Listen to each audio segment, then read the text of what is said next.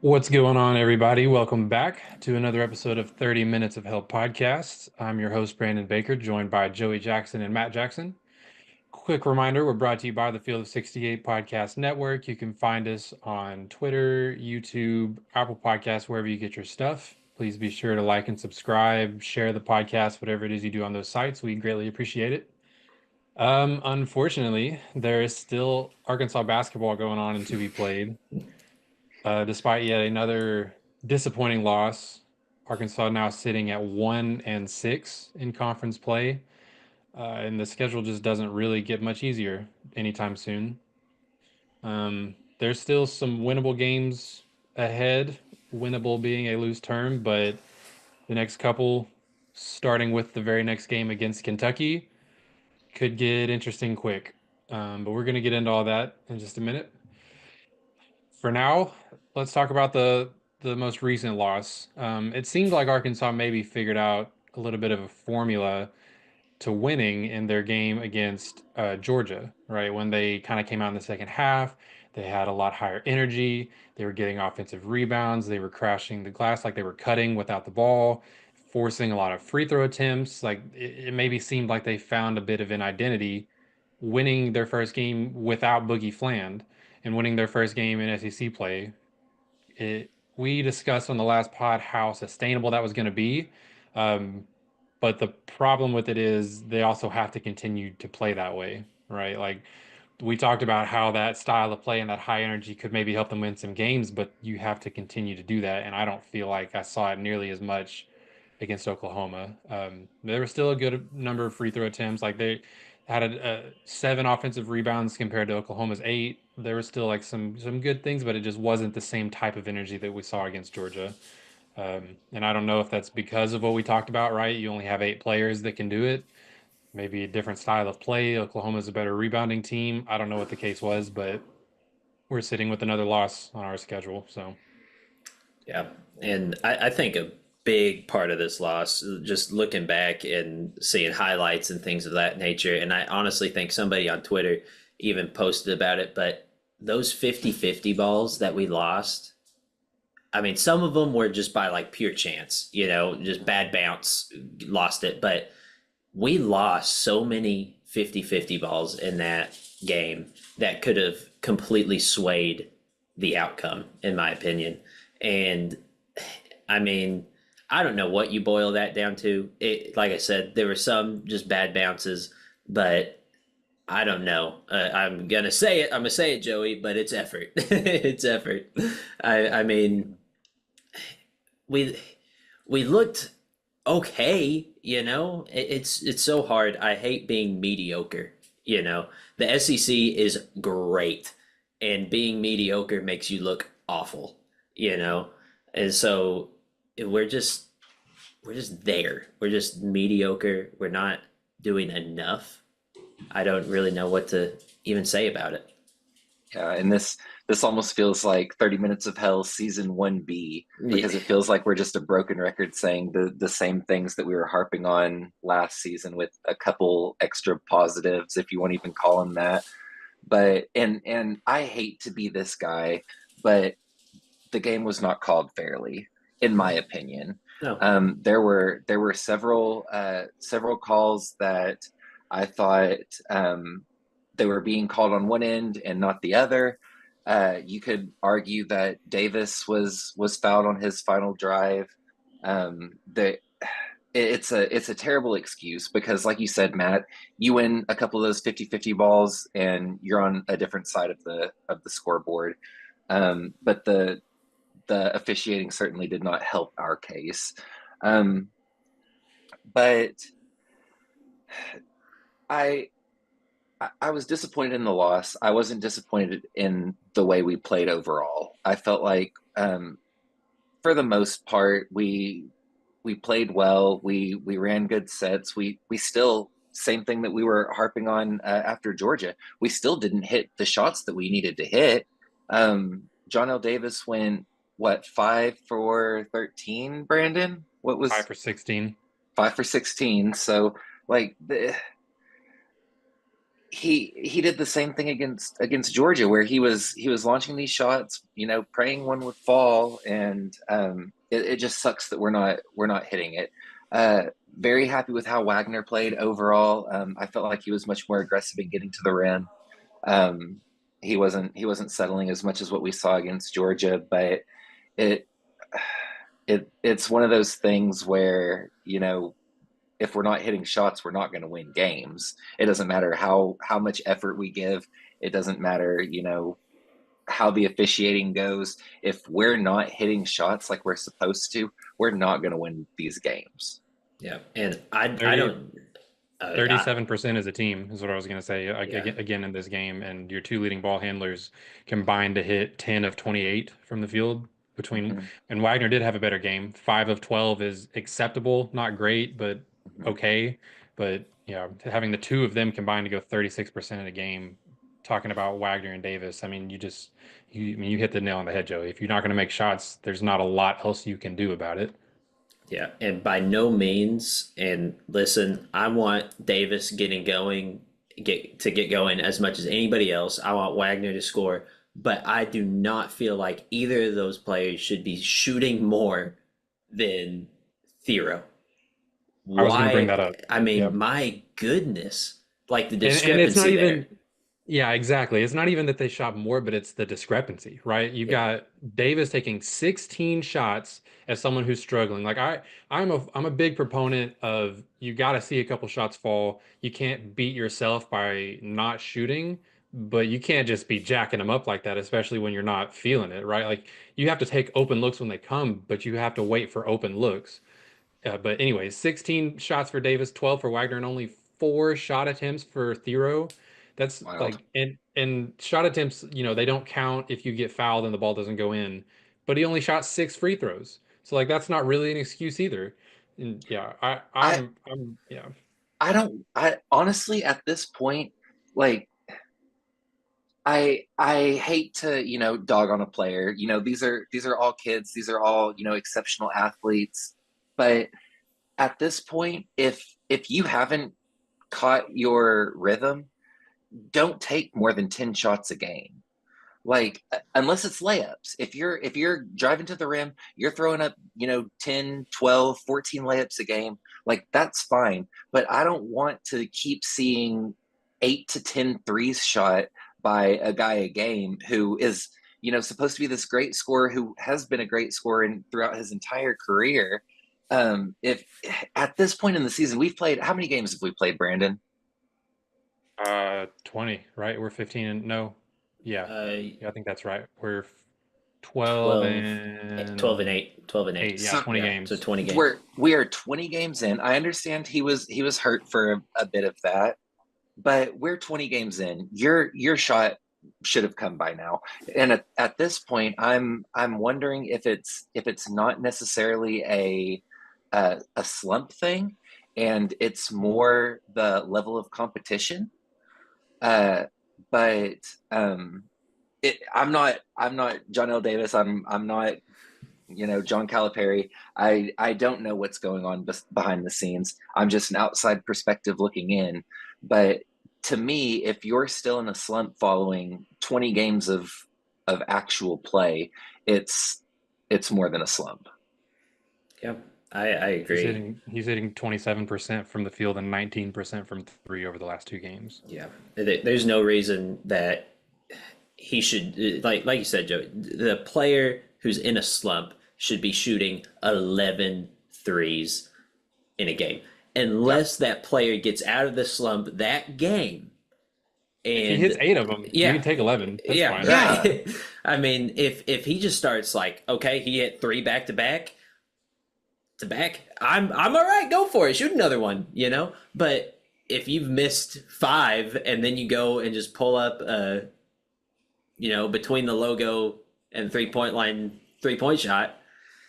I mean, come on, And man. and it's so tough too, because he'll miss five straight threes, and then he'll go and hit the dagger, that the step back in the Right. corner to, give us a, like, cap off a big run. So it's it's so hard, because he gives you stuff like that, but at the expense of, giving up 5 possessions by jacking up stupid threes. Yeah, and we're not stopping the ball enough or getting rebounds enough Yep. to do that. I mean, if yeah, it would be different if we were getting stops, 3 straight possessions, but we're not. We were Yeah. going back and forth. We were scoring, they were scoring, and it was whoever had the lead and didn't miss a shot was going to win that game, and we just Yeah. happened to miss out. Yeah. Yeah, and at this point, like, scoring does have to come from somewhere, right? Like someone's gonna have to shoot the ball, but it's for me, it's about finding finding better shots. And I mean, it's kind of what you've already been talking about, but not settling. I feel like he's early in the shot clock. If he catches the ball on the wing, if he feels like there's any space, he's letting it fly. Hmm. And you can find better shots than that. You can take that shot when there's 2 seconds on the shot clock every time down the court. You know what I mean? That's a different story. Just hunt for better shots, and just and the offense is I think it's still, adjusting a lot to life without Boogie. Um, Assists per game as a team has taken a big hit. Uh, Turnovers not as big of a hit as I thought, which is good to see, right? Like Davis is not actually turning the ball over that much. Wagner is not turning the ball over that much. That's good. But just trying to figure out how the heck we are going to be an offensive team, like what our identity is on offense without Boogie is still like they don't know. And it's only been 2 games, but like where do you turn? You know what I mean? Yeah. There's no other options on the team right now. Right. Well, like you said, Brandon, you can get the threes with 2 seconds in the shot clock. The thing about, not to keep, harping on Davis or anything, but he doesn't really shoot mid-range jumpers. It's either Yeah. he's going to the rim for a layup or he's throwing up a three. And maybe that's what we need to get him out of this slump, is maybe do a couple like one dribble pull-ups, like get some free throw line jumpers to where it's not necessarily like a standstill free throw that you're shooting. You're getting the motion, you're getting in the rhythm of, catching the ball, taking a pump, and then going up for a shot in rhythm. And maybe that will help, extend the 3-point game. But like it's just like having that the awareness to be like, okay, I'm not hitting this shot. Maybe let me, still take a jumper, but at a little, higher, percentage rate. Yeah. Last thing I'm going to say, I want to end my spiel of this game on a positive note. Big Z, keep doing what you're doing. I think you are playing really well, and I want to keep seeing his growth because really these last couple games, I've been thoroughly impressed with him. I feel like he's doing better defensively. I feel like he's in better places offensively, and I think he's shown himself as a pretty solid passer too. I think this game he had 4 assists. I mean, I like it. Yeah. So keep doing what you're doing. I think he was a big positive. Um, I Took the words mean, right out of my mouth, Matt. Peeling back the curtain a little bit, I'm in the process of writing my Kentucky preview, and a big portion of it has been how good Big Z has been over the last 3 games, not just the last game, but over his last like several games, he was only averaging like 8 minutes a game, like 8.5 minutes a game, and over the last three, he's averaging over 26 minutes a game because he's scoring more than 10 points a game. He's back to hitting over 33% from long range. He's doing a little better being in the right spots defensively, starting to figure that out a little bit better. Still not like an elite defender by any means, but serviceable, a good shot blocker, and knowing where to be in the right spots often enough that he's no longer a liability, I feel like. Yeah. Um, and I wanted to bring that up too in the next segment about Kentucky, because I think that's going to be a big key to this game is whether or not he can stay on the court against Kentucky because of their style of play. He's been good against a few of these teams, been doing better in interior defense and post defense. But with Kentucky's fast pace, they jack up a lot of threes, a lot of shots. Almost all of their guys can shoot. I'm concerned to see how he adapts to that specifically. Obviously concerned about the team as a whole figuring out Kentucky's offense, but Big Z in particular has been really good lately. I hope to see him still being able to stay on the court against teams like Kentucky, And and anyone moving forward. while we're calling out the positives, shout out to Carter Knox.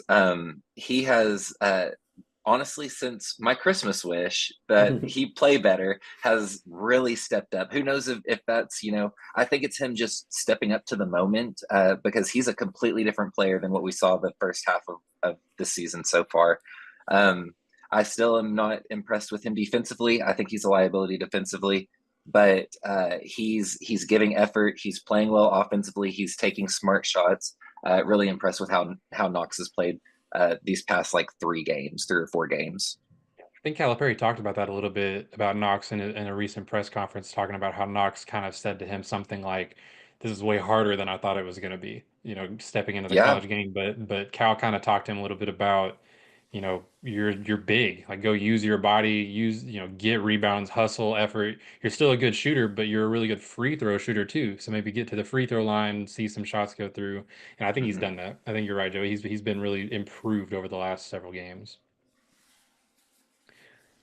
All right. We're going to take a quick break and then we're going to come right back and talk about the next game up and a little bit ahead on the schedule for Arkansas, what's remaining for them. But first, a Kentucky preview, and we'll do that right after a quick break.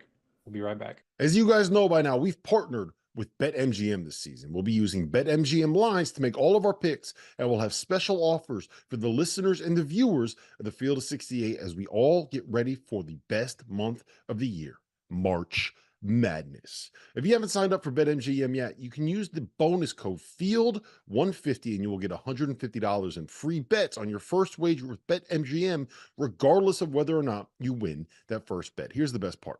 All you need to do is deposit and bet $5 of your hard-earned money. This is how you make it work.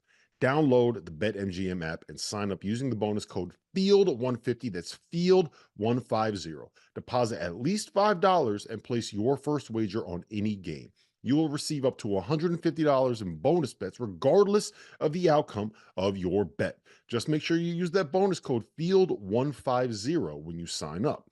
And remember, BetMGM is now available in one wallet in select states. As a New Jersey resident, this is super convenient when I have to go cover games in Philly or New York, which happens quite a bit. When you cross state borders, you just log into your existing account and fire away. You don't have to create a new account in each state. It's easy, it's simple, and it's clean. And most importantly, we have some fun stuff coming up for the conference tournaments and for the NCAA tournament. Bet insurance tokens, college hoops odds boost, and my personal favorite, a nice little parlay boost here and there. So download the BetMGM app and sign up today. Big news, guys. I am thrilled to announce that we have partnered with Autograph, a company founded by the GOAT himself, Tom Brady. The Autograph fandom app gives you access to the best college hoops content, fan contests, and exclusive rewards like discounted tickets, all for doing the things that diehard fans like you already do, following your favorite team in the news and listening to podcasts just like this one. When Tom, and yes, I am calling him Tom, we're on a first name basis these days, co-founded Autograph, he had one mission in mind: change the fan experience for the better. It works like this: you get all of your college hoops content you want in one place. You get articles from your favorite writers, pods from your favorite hosts, contests from your favorite creators, all on the feeds and the sites that you already enjoy. But instead of having to go to all these different places, it all comes to you in one spot, the Autograph fandom app. But here's the best part: the more content that you consume, the higher you rank in the app. As you consider the level up in status on the app, you can unlock unique rewards curated exclusively for you. So download the free Autograph app in the App Store and use the referral code F68, that's F68, or tap in at the link in the description below or in the podcast app of your choosing to start earning points for doing something as normal as listening to this very podcast. All right. Biggest game of the season up next. And it's not necessarily the toughest opponent of the season, but for obvious reasons. John Calipari makes his return to Rupp Arena. You've got 3 Kentucky transfers making their return to Kentucky. The whole fan base versus fan base thing that's been going on since the offseason. Arkansas has had a terrible start to conference play, not at all where they thought they were going to be. Kentucky has not had that hot of a start to conference play. They're only 4-3 against SEC teams. but still in a much better position to make a run right now than Arkansas. Um, I think Mark Pope has them playing very good basketball. People questioned a lot coming into the season whether they had the like the individual playmakers and ball handling facilitators to make it work. Um, I always thought even before the season that they had enough good pieces that they were going to be a fine team. I did not see them being this good of a team. It didn't matter. It doesn't really matter that they don't have like a super true point guard. Uh, you've got Kirk Krissa went down with an injury earlier in the season. He was one of their leading ball handlers. And then you've got Lamont Butler, who has now missed 3 games on the season as their starting point guard, and they're 3-0 in games without him. So I mean, it just goes to show that they answered that question that they don't need that guy that can really, dribble, penetrate, and facilitate as much as people thought they were going to need him. And it's come from just the unselfishness that they play with as a team, along with an incredibly high level of three-point shooting and a high rate of three-point shots. I believe they're the only team currently in the SEC that averages double-digit three-pointers made per game. And pretty much every single player in their rotation has a positive assist to turnover ratio. And I mean, those two things alone are a pretty good recipe for success. Their downfall comes on the defensive side of the ball, and that's still not a big downfall, I don't think. They've got a couple of good defenders. Otega Owe is a solid defender. He's 6'5" and plays bigger than that, kind of like a smaller version of Thero, honestly. Leads Kentucky in scoring, but he's a good on-ball defender. Lamont Butler is a really good on-ball defender. He has been his whole career. They've got a couple guys like that, but plenty of guys that are very much offensively driven. Guys like Jackson Robinson, former Razorback, Kobe Brea, Andrew Carr. All these guys are more offensive oriented, so they kind of have a little bit of a downfall defensively if you can exploit it. Problem with that being, I don't trust Arkansas to exploit a defense right now, as they still try to figure out life without Boogie, and as they try to get force Davis back into being the shooter that he once was. And I don't know what all they're trying to do offensively, but that right there is why I'm so concerned about this game, because the weakness that I think you could find in Kentucky, I don't know that Arkansas has the firepower to exploit it at the moment. I mean, just as simple as that. And we've seen Kentucky. I think they're third in the country in points per game, top 10 in assists per game, pretty good rebounding team, but it just comes down to just their scoring. Can you keep up? Can you exploit their defense enough to keep up offensively? And Mark Pope is a great coach. I know, there were a lot of people whenever that transition happened with Cal coming here and Pope stepping in there. A lot of people weren't happy about that decision, but we've seen firsthand this year him make adjustments at the half and in late game situations and come out and win some close ones. So it's going to be a dogfight either way. It's a big game for the Razorbacks. It's a big game for Kentucky, and let's call a spade a spade. We're playing for pride at this point. There's a very, very low chance that I think we get into the tournament come March. So, I mean, we've talked about it in last season. The Razorbacks seem to always show up for big games, even if they don't win them. They play competitive, and the atmosphere at Rupp is going to be just completely insane. Cal coming back, there's just so much that factor into this game, and I think if the Razorbacks can come out with kind of that chip on their shoulder and come out aggressive and play like they played against Georgia, plus hitting a couple shots, I think we can give Kentucky a run for their money and maybe sneak one on the road, which could turn into a back-to-back win. And it can a win of this magnitude could snowball in a great way. Do I think that it will? I don't know, but it could. If we come out and beat them in a close game, I think it'll be a huge confidence boost for the Razorbacks.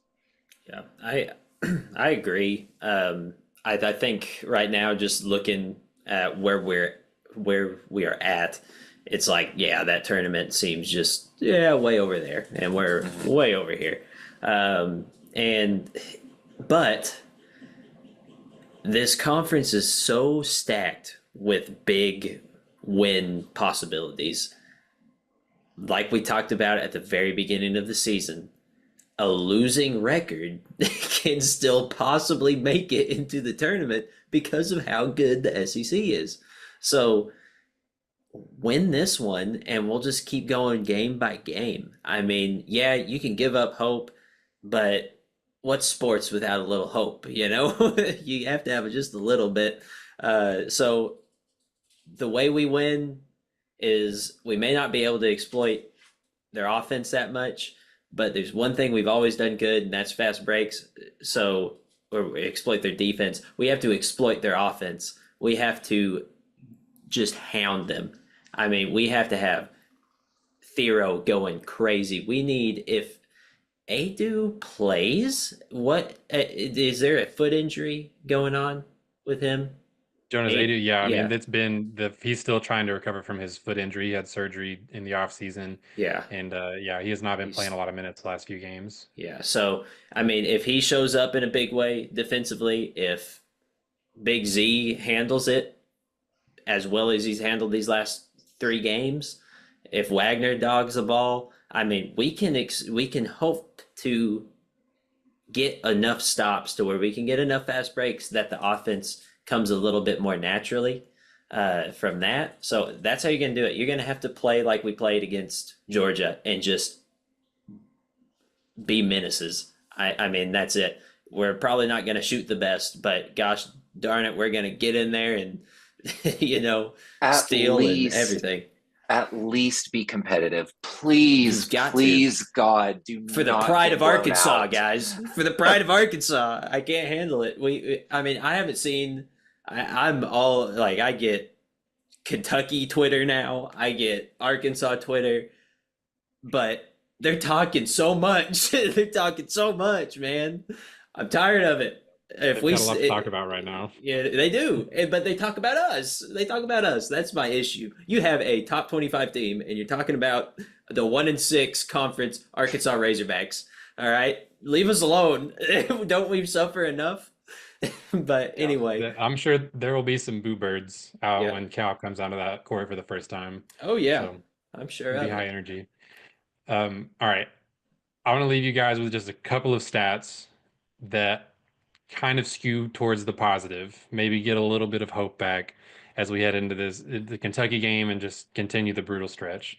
Um, Kentucky this season, in their 5 losses, have shot worse than 35% from three. Of course, that's hard to do when they're playing at home, is to force them to a low percentage like that. But with emotions running high and Arkansas being a capable defensive team, if you start holding them to some missed shots from the perimeter, they're going to keep shooting them. You hold them, limit them a little bit from beyond the arc, you give yourselves a chance. And to Matt's point about fast break opportunities, in those 5 losses, Kentucky's averaging almost 13 turnovers per game, including 12 turnovers per game in all of their SEC games. So they're turning the ball over a decent amount.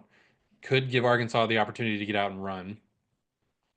And the one stat that I have been continuously harping on for Arkansas has been the turnover, I'm sorry, the rebound margin against their opponents. They are now 1-7 whenever they get out rebounded by their opponents, meaning they're 11-1 whenever they win the rebound battle. Kentucky is not a great rebounding, is not a great offensive rebounding team. They rank pretty well in defensive rebounds, but they are not among the best offensive rebounding teams, like outside the top 150 or so. So Arkansas is not a great rebounding team either, but if that is another area that they could exploit, they seem to win games whenever they do pretty well in the rebound battle. So those three things alone, I feel like, I mean, those are the keys to the game for me. Can you keep Kentucky under 40% from three? Can you get out in transition? Can you rebound the ball? Those are a lot of big ifs, but could give yourself a chance to win the game. And then beyond Kentucky, we talk about, I mean, Matt, you said it, it's every win holds so much weight in this conference. Arkansas still has 8 quad 1 games left on their schedule and 3 quad 2 games left. It doesn't take that many wins to put yourself back in contention. They're in a bad spot right now. I'm not sitting here predicting an NCAA tournament berth, but there are so many opportunities ahead of them. It's hard to say never at this point. Um, so there's 4 uncharacteristically positive stats for you guys to close out the pod today. You have anything else to add to that? I have one thing. I did see a news report recently that pigs are predicted to fly over the next month and a half. So just with that knowledge, you never know what'll happen on Saturday. You know, just win. Just win. Please. I can't take it. I can't take it. I'm so tired of losing. I just want I have so much invested in this team as far as just emotion. I need That's it. about to lose his house. I'm gonna lose my house. I have money riding on this, guys. Come on. Not really, not really. But please, just win, man. Just for my Just sanity. win. Just win. That's a good message to leave it on. That's all we've got for you guys today. Like we said, huge game coming up, but we always appreciate you guys tuning in to talk some Razorback basketball with us. Reminder, we are brought to you by the Field of 68 Podcast Network. You can find us on Twitter, on YouTube, wherever you get your podcast. Please like, subscribe, share the video, share the podcast. We greatly appreciate it. I've been your host, Brandon Baker, joined by Joey Jackson and Matt Jackson. And as always,